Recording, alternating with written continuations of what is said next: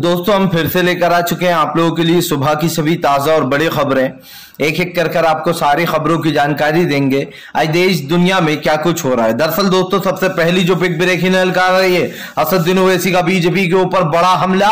बोले फिलहाल मस्जिद और दरगाहों को टारगेट कर रही भारतीय जनता पार्टी। दरअसल दोस्तों अब मस्जिद के बाद ख्वाजा गरीब नवाज की दरगाह पर यह इल्जाम लगा दिया था कि यहां पर स्वास्तिक का निशान है। बताएंगे कैसे पोल खुली है। वहीं पर अगली बिग ब्रेकिंग में हम आपको बताएंगे दोस्तों कांग्रेस का बीजेपी के ऊपर बड़ा हमला। बोले बीजेपी करती है जी हां दुरुपयोग। दरअसल दोस्तों जो एजेंसी है सीबीआई एनआई ईडी इनका दुरुपयोग करती है बीजेपी। पवन खेड़ा ने जमकर भड़ास निकाली है। वहीं पर अगली बिग ब्रेकिंग में हम आपको बताएंगे अखिलेश यादव का बीजेपी के ऊपर बड़ा हमला। बोले फिलहाल बीजेपी विकास का ढोंग करती है, विकास के नाम पर 0 सन्नाटा। वहीं पर दोस्तों ख्वाजा गरीब नवाज में नहीं मिला कोई स्वास्तिक का निशान। जी हां दैनिक भास्कर ने खोल दी पोल। दरअसल अंधभक्तों ने कहा था कि दरगाह में स्वास्तिक का निशान है और मंदिर की जगह दरगाह बनाई गई। ये कहीं नई जगह से ही उड़कर आया था। इसके बारे में बताएंगे कैसे हिंदू भाइयों ने इसका विरोध किया है। वहीं पर अगली बिग ब्रेकिंग में हम आपको बताएंगे दोस्तों जी हां आपको बता दें मोदी भक्त अक्षय कुमार के पीछे ही पड़ गई करली सेना। बोले फिलहाल पृथ्वीराज नाम बदलो फिल्म का वरना फिल्म को रिलीज नहीं होने देंगे किसी भी हाल में। दरअसल दोस्तों ठाकुर और गुर्जर आपस में ही भिड़ गए, इसके बारे में भी आपको बताएंगे। वहीं पर अगली बड़ी खबर में हम आपको बताएंगे दोस्तों राहुल गांधी का केंद्र सरकार के ऊपर बड़ा हमला। बोले देश में बढ़ती महंगाई और बेरोजगारी की जिम्मेदार मोदी सरकार है, इसके बारे में भी आपको बताएंगे। वहीं पर दोस्तों के चंद्रशेखर राव का भाजपा पर बड़ा हमला। बोले 2 से 3 महीनों में होने वाला है बड़ा खुलासा। दरअसल दोस्तों के चंद्रशेखर राव 2024 की तैयारी में जुट गए। वहीं पर अगली बड़ी खबर में हम आपको बताएंगे दोस्तों महबूबा मुफ्ती का बीजेपी के ऊपर बड़ा हमला। बोले जम्मू कश्मीर में हालात और बद से बदतर होते चले जा रहा है, कुछ भी सही नहीं है जम्मू और कश्मीर में, इसके बारे में भी आपको बताएंगे। वहीं पर दोस्तों आर्यन खान को मिली क्लीन चिट। जी हां दोस्तों आपको बता दे एनसीबी जो ड्रग्स केस हुआ था उसमें दोस्तों आप समझिए कहीं शाहरुख खान के बेटे का नाम ही नहीं था और उसके बावजूद भी उनको गिरफ्तार किया गया। अब समीर वानखेड़े बुरी तरीके से फंस गया। तो सारी खबरें फटाफट अंदाज में देंगे, एक एक कर देंगे। फिलहाल चलिए बढ़ते हैं सबसे पहली और सबसे बड़ी खबर की ओर। दरअसल दोस्तों आपको बता दें असदुद्दीन ओवैसी का बीजेपी के ऊपर हमला। बोले पहले मस्जिदों को निशाना बनाया जा रहा था, अब ख्वाजा गरीब नवाज की दरगाह को भी निशाना बनाया गया। आपको बता दें दोस्तों कहते हुए भी बड़ी शर्म आ रही है क्योंकि यहां पर हिंदू मुस्लिम सिख ईसाई ये एक ऐसी दरगाह एक ऐसी चीज होती है दोस्तों जहां पर हर धर्म हर जात का इंसान जाता है। और यही कारण दोस्तों जो हिंदू भाइयों ने इन संघियों का जमकर विरोध किया। आप सोचिए खुद हिंदू भाइयों ने कहा कि हम जब से पैदा हुए जब से आप समझिए बुजुर्ग लोगों ने कहा हम जब से पैदा हुए तब से ख्वाजा गरीब नवाज हैं, हमारे पूर्वज थे, उनको भी यही पता था। आपको बताया दोस्तों कुछ अंधभक्तों ने यह दावा कर दिया था कि दरगाह में स्वास्तिक का निशान है जो कि दोस्तों हिंदू धर्म में होता है। बाकायदा ये कहा गया था कि दरगाह की एक जाली में स्वास्तिक का निशान है और मंदिर की जगह दरगाह बनाई गई है। और ये दोस्तों वो गधे हैं, ये गधे इसलिए कह रहा हूं दोस्तों इन लोगों को, ये वो गधे हैं जो कि बिना जांच पड़ताल के कुछ भी उड़ा देते हैं। आपको बताता चलूं दोस्तों अब दैनिक भास्कर ने भी इनकी पोल खोली है, लेकिन ओवैसी ने हमला बोला और ओवैसी ने कहा कि फिलहाल बीजेपी देश में नफरत फैलाने का काम करती है। पहले मस्जिदों पर निशाने साध रहे हैं, कभी दरगाहों पर निशाने साधे जा रहे हैं, लेकिन दोस्तों आप समझिए इनकी पोल पट्टी सब खुल गई।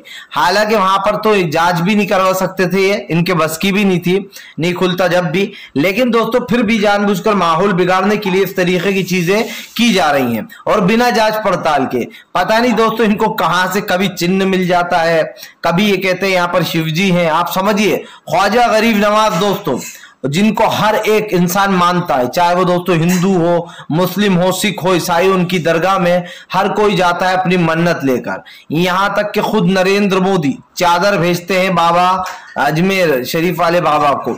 लेकिन दोस्तों इस तरीके की बेवकूफी की बातें करना अच्छा हुआ जो टाइम वेस्ट नहीं करा कोर्ट ने अपना भी और इन गधों का भी, क्योंकि ये वहां पर इसको भी लेकर पहुंच जाते। चलिए बढ़ते हैं एक और अगली बिग ब्रेकिंग की तरफ। बता दोस्तों अगली जो बड़ी खबर निकल कर आ रही, कांग्रेस का बीजेपी के ऊपर बड़ा हमला, बोले बीजेपी करती है एजेंसियों का दुरुपयोग। दरअसल दोस्तों आपको बता दें जो ड्रग्स केस वाले मामला था उसमें आर्यन खान जो है उनको क्लीन चिट मिल गई है, वो बेगुनाह निकले। अब आप समझिए दोस्तों, एक बेगुनाह को इतने दिन तक जेल में रखना, जानबूझकर शाहरुख खान को परेशान करने के लिए ये सब कुछ करना, और आर्यन खान का आप समझिए चार्जशीट में कोई नाम ही नहीं है। जब चार्जशीट में कोई नाम ही नहीं था आर्यन खान का, तो उसके बावजूद आर्यन खान को इतने दिन तक जेल में रखने का मतलब क्या है दोस्तों? अब आप समझिए, ये तो माफी मांग लेंगे या यूं कह देंगे कि हमसे ये हो गई, गलती हो गई, या उस अधिकारी को निकाल दिया जाएगा। लेकिन दोस्तों आप समझिए जो भुगतता है उसको ही जो है यहाँ पर समझ में आता है। और दोस्तों इस बात को कहने में कोई दुख नहीं है कि फिलहाल कानून वाकई में अंधा होता है। मैंने देखा दोस्तों उन दिनों किसान आंदोलन चल रहा था और आशीष मिश्रा ने किसानों को गाड़ी से कुचल दिया था। इस मामले को दबाने के लिए सरकार ने जानबूझकर आर्यन खान को बलि का बकरा बनाया, उसको कई दिन तक जेल में रखा। इसीलिए कहते हैं दोस्तों कि बेचारे उसने तो अपनी सजा भुगत ली, उसको बिना किसी गुनाह के सजा मिली, आप समझिए। और ये चीज साफ साबित होती है कि आज देश में ईडी हो, सीबीआई हो, एनआई हो, इन सब पे से लोगों का विश्वास उठ चुका है। सब लोग इनको भाजपा का पिट्टू भी बोलते हैं। यही कारण है दोस्तों जो अब समीर वानखेड़े के ऊपर वो बैठेगी दोस्तों बैठक, लेकिन इस पर पवन खेड़ा ने जमकर हमला बोल दिया। पवन खेड़ा ने कहा कि बीजेपी हम पहले से ही कह रहे हैं कि एजेंसियों का दुरुपयोग करती है और इन सारे मामलों में एजेंसियों की ही हाथ दिखाई देता। आप देखिए दोस्तों, मोदी सरकार को जहां पर भी जिसको परेशान करना होता है विपक्ष के नेता को, वहां पर छापे पड़ जाते हैं। वहां पर दोस्तों आप समझिए उनके घरों पर छापे पड़ते हैं, वो भी बहुत ही बुरी तरीके से। और जिस तरीके की कार्रवाइयां होती हैं ये भी आपके और हमारे सामने है। फिलहाल चलिए बढ़ते हैं अगली बिग ब्रेकिंग की तरफ। बता दोस्तों ज्ञान व्यापी को बना लिया गया है 2024 का मुद्दा। ज्ञान व्यापी दोस्तों सिर्फ मंदिर या मस्जिद नहीं दोस्तों, अब सिर्फ 2024 का रास्ता है, या यूं कह दे कि मोदी सरकार गुफा से होती हुई गुजरना चाह रही है। दरअसल दोस्तों आपको बता दें ज्ञान व्यापी को जानबूझकर एक मुद्दा बनाया गया। जिस तरीके से दोस्तों अयोध्या राम मंदिर और बाबरी मस्जिद को एक मुद्दा बनाया गया था, मोदी सरकार को लगता है कि मंदिर और मस्जिद को एक मुद्दा बना लो जिसके बाद चुनाव आराम से जीता जा सकता है। दोस्तों कहते हैं जब इंसान को अपने ऊपर भरोसा नहीं होता, जब इंसान को यह लगने लगता है कि मैं चुनाव हार रहा हूं, उस वक्त दोस्तों इंसान के दिमाग में ऐसे फितूर आते हैं। आप देखिए ये वही लोग हैं जो कहते हैं कि मोदी जी तो बहुत पॉपुलर हैं, उनको तो वोट मिलते हैं, उन्हें तो जनता प्यार करती है, बहुत वोट देती है। लेकिन एक ऐसी सरकार दोस्तों आप समझिए, एक ऐसी सरकार जिसको इतना डर लगता है कि उस सरकार ने अब पूरी तरीके से मंदिर और मस्जिदों को अपनी ढाल बना रखा है चुनाव जीतने के लिए। और यह साफ दिखाई देता है कि नरेंद्र मोदी कोई मजबूत नेता नहीं है दोस्तों, कोई मजबूत प्रधानमंत्री बिल्कुल भी नहीं है। अगर वो मजबूत प्रधानमंत्री होते तो वो मंदिर और मस्जिदों का सहारा नहीं लेते, वो अपने दम पर चुनाव लड़ते और जीत के बताते। लेकिन नरेंद्र मोदी को पता है कि वो चुनाव हार जाएंगे इन मुद्दों के बिना। अब तक जो बीजेपी दोस्तों यहां तक आई है उसका मेन मोटिव आप समझिए, उसका मेन हथियार ही हिंदुत्व रहा है और उसने हिंदुत्व के बल पर ही अब तक चुनाव जीता है। इसलिए इनको अब लत लग गई है। कहते हैं दोस्तों लत जब किसी को लग जाए तो वो लत काफी बेकार होती है, चाहे वो गुटखे की लत हो, शराब की लत हो दोस्तों, या फिर किसी और चीज की लत हो। लेकिन लत दोस्तों बहुत बुरी चीज होती है। अभी भले ही नरेंद्र मोदी को इन सब में मजा आ रहा हो, लेकिन नरेंद्र मोदी ये नहीं जानते दोस्तों कि वो देश को एक चलता फिरता दोस्तों आप समझिए एटम बम बना रहा है। जिस दिन लोगों का गुस्सा फूटेगा उस दिन दोस्तों ये सरकार तो जाएगी ही, लेकिन देश में शांति अलग भंग हो जाएगी। क्योंकि आज जो लोगों के मनों में नफरत फैलाई गई है, जो एक माहौल बना दिया गया है दोस्तों, ये सोचने लायक है। प्रधानमंत्री भले ही बड़ी बड़ी बातें करते रहे, बड़े बड़े दावे करते रहे, लेकिन इस बात को आप और हम दोस्तों झुठला नहीं सकते कि आज की सरकार ने पूरी तरीके से देश का बेड़ा गर्क करा दिया है। फिलहाल चलिए बढ़ते हैं एक और अगली बिग ब्रेकिंग की तरफ। बता दो तो ख्वाजा गरीब नवाज की दरगाह में नहीं मिला कोई स्वास्तिक का निशान, अंध भक्तों पर फूटा हिंदू भाइयों का ही गुस्सा। बोले हम जब से पैदा हुए तब से वहां पर दरगाह ही है, कोई मंदिर नहीं था, चाहे 500 साल हो 600 साल हो। दरअसल दोस्तों अब अंध भक्तों ने ख्वाजा गरीब नवाज की, कुछ अंध भक्तों ने यह कह दिया था कि ख्वाजा गरीब नवाज की दरगाह में स्वास्तिक का निशान है, यानी कि जो दोस्तों हिंदू धर्म में एक निशान होता है एक जाली में, वो जब वहां पर तफ्तीश की गई दोस्तों तो पता चला कि दरगाह में ऐसी कोई जाली ही नहीं है, वो एक फर्जी फोटो था जिसको सोशल मीडिया पर वायरल कर दिया गया। जाहिर सी बात है दोस्तों ये पड़ताल खुद दैनिक भास्कर ने की है और दैनिक भास्कर ने दोस्तों बाकायदा इसको पेपर में छापा। आपको बता दें अंध भक्तों ने ख्वाजा गरीब नवाज को भी नहीं छोड़ा। तब हिंदू भाइयों का गुस्सा फूट पड़ा और वहां के अजमेर के हिंदू भाइयों ने कहा कि ये सब लोग दंगा फैलाने वाले लोग हैं जो इस तरीके की झूठी अफवाहें फैला रहे हैं, हमारे पूर्वज भी दरगाह को देखते हुए नजर आए। आप सोचिए तो हिंदू भाइयों ने यह बात कही, ऐसा नहीं है कि मुसलमानों ने यह बयान दिया है, हिंदू भाइयों ने यह बात कही है कि शुरुआत से वहां पर दरगाह थी और वहां पर कोई स्वास्तिक का निशान नहीं था। लेकिन अंधभक्तों ने क्या उड़ा दिया कि दरगाह के अंदर स्वास्तिक का निशान है, जिसके बाद वहां की जांच होना चाहिए और वहां मंदिर था। इनका बस नहीं चल रहा दोस्तों, वरना मोदी सरकार के घर के नीचे भी मंदिर बता डालेंगे। हर जगह इनको मंदिर और मूर्तियां नजर आ रही हैं, कुतुब मीनार में मंदिर और मूर्तियां हैं, शाही ईदगाह में मंदिर मूर्तियां हैं दोस्तों, ज्ञान व्यापी में मंदिर और मूर्तियां हैं। आप समझिए जिस तरीके के ये लोग बयान देते हैं, ये सोचने वाली बात है कि क्या देश का माहौल इससे बिगड़ेगा नहीं। और दैनिक भास्कर ने यह तक लिखा कि जिस फोटो को वायरल किया जा रहा था ये कहकर कि ये अजमेर की है, दरअसल दोस्तों वो फोटो अजमेर की निकली ही नहीं। अब आप समझिए इन लोगों के ऊपर दोस्तों क्या कार्रवाई होनी चाहिए, बताइए आप खुद। मतलब कि एक इतनी बड़ी दरगाह दोस्तों जो सभी का दुख कहते हैं कि वहां पर हर इंसान की जो मुराद होती है वो पूरी होती है, लेकिन दोस्तों आप समझिए ऐसे लोगों का धर्म और जात कुछ नहीं होता है। जो लोग सिर्फ दंगे फैलाने के लिए पैदा हुए होते हैं दोस्तों, उनका ना ही कोई ईमान होता है, ना कोई धर्म होता है, ना कोई जात होती है। फिलहाल चलिए बढ़ते हैं एक अगली बिग ब्रेकिंग की तरफ। बता दोस्तों अंधभक्तों ने लगा दी अक्षय कुमार की ही लंका, मोदी भक्ति भी इस बेचारे को काम नहीं आई। दरअसल दोस्तों अक्षय कुमार एक ऐसा नाम जो कि मोदी भक्ति में लीन रहता है, एक ऐसा नाम जो कांग्रेस के टाइम पर पेट्रोल के दामों को लेकर कांग्रेस पर तंज कसा करता था। लेकिन आज जब बीजेपी में, समझिए दोस्तों बीजेपी सरकार में पेट्रोल के दाम आसमान को छू रहे हैं, तब अक्षय कुमार अपने मुंह में खैनी दबाकर बैठा हुआ है। और अब अक्षय कुमार को अंधभक्तों ने ही बड़ा झटका दे दिया है। दरअसल दोस्तों आपको बता दें यश राज की जो फिल्म आ रही है पृथ्वीराज चौहान, उस पर दोस्तों पहले तो दो समाज के लोग आपस में ही भिड़ गए, गुर्जर और राजपूत। जी हाँ दोस्तों, गुर्जर का कहना है कि अगर राजपूत बता दिया तो सोच लेना फिल्म की पूरी कहानी बदलना होगी। वहीं दूसरी तरफ राजपूतों का कहना है कि फिलहाल जो पृथ्वीराज चौहान था वो राजपूत था, और गुर्जरों का कहना है कि वो गुर्जर समाज के थे। आपको बता दें दोस्तों इन दो समाज आपस में ही भिड़ गए। भाई ये देखकर आरएसएस के मोहन भागवत को बड़ा बुरा लग रहा होगा, उन्हें लग रहा होगा कि हम तो हिंदुत्व के बल पर चुनाव लड़ना चाहते थे, लेकिन ये तो खुद ही हिंदूवादी दो समाज आपस में ही भिड़ रहा है हिंदुत्व को लेकर। एक कह रहा है कि पृथ्वीराज चौहान हमारे थे, राजपूत कह रहा है, दूसरी तरफ गुर्जर समाज कह रहा है कि पृथ्वीराज चौहान हमारे थे। अब बताइए दोस्तों कि पृथ्वीराज चौहान किसके थे। दूसरी बात दोस्तों, यशराज ने अपनी फिल्म का नाम बदलने का निर्णय ले लिया। दरअसल करली सेना जो है वो लगातार यशराज को धमकियां दे रही थी कि अगर फिल्म का नाम नहीं बदला तो फिल्म को रिलीज नहीं होने देंगे। और अब यही कारण दोस्तों जो अक्षय कुमार की पृथ्वीराज चौहान का नाम बदल दिया गया है, इसका नाम कुछ और रखा जाएगा। सबसे बड़ी बात ये दोस्तों कि आज उपद्रव मचाए जाते हैं फिल्मों के नामों को लेकर। और सबसे अच्छा काम पता है क्या हुआ दोस्तों कि गुर्जर और राजपूत समाज आपस में ही भिड़ गया।